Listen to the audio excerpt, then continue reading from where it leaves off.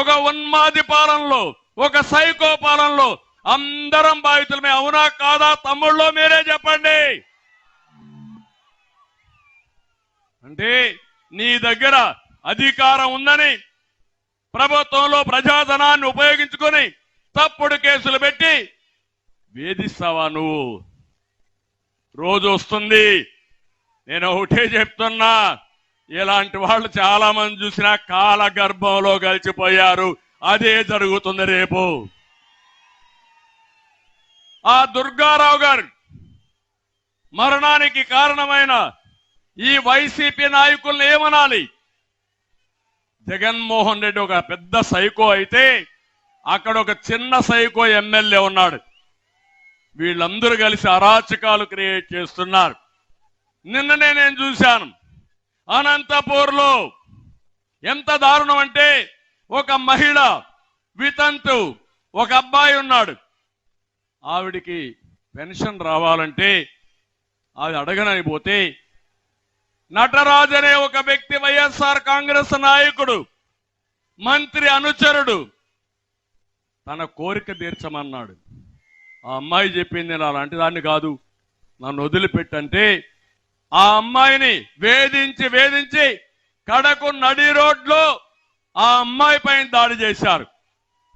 ఒక దుర్మార్గుడు, ఒక కీచకుడు, ఒక దుశ్శాసనుడు కోరిక తీర్చలేదని ఆ అమ్మాయిని నడి రోడ్లో కొట్టి విపరీతంగా బాధించి, ఎక్కడైతే పవిత్రంగా చూస్తామో లేడీస్ని, అలాంటి మహిళ మీద కాళ్లతో తన్నాడంటే ఏంటి వీళ్ళందరూ? ఓసారి అనిపిస్తుంది ఆంబోతులు మారిగా తయారయ్యారు. ఊరి మీద పడ్డారు.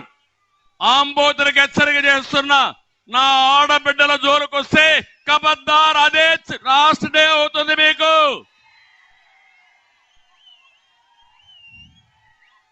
సిగ్గుందా ముఖ్యమంత్రి అని అడుగుతున్నా. నువ్వు సైకో అవునా కాదని అడుగుతున్నా. అంటే ఎక్కడికి పోతున్నాం ఈ రాష్ట్రంలో? నిన్ననే ఒక సీనియర్ నాయకుడు కన్నా లక్ష్మీనారాయణ నియోజకవర్గానికి పోతే అక్కడ ఒక సైకో ఉన్నాడు, ఆంబోత రాంబాబు. ఆయన మీద దాడి చేస్తాడు. చెప్తున్నా, ఆంబోతు నీ కళ్ళు వేస్తా, వదిలిపెట్టాం, వడ్డీతో సహా చెల్లిస్తా, కబద్దార్ జాగ్రత్తగా ఉండమని హెచ్చరిస్తున్నా. ఈ రాజమహేంద్రవరం నుంచి గర్జిస్తున్నా.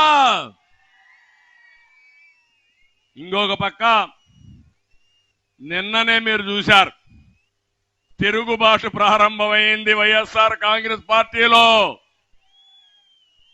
తమిళలో ఇప్పుడు వాళ్ళు చూస్తామంటే ఆ పార్టీలో ఎమ్మెల్యేలుగా పోటీ చేయాలంటే భయపడిపోతున్నారు, పారిపోతున్నారు.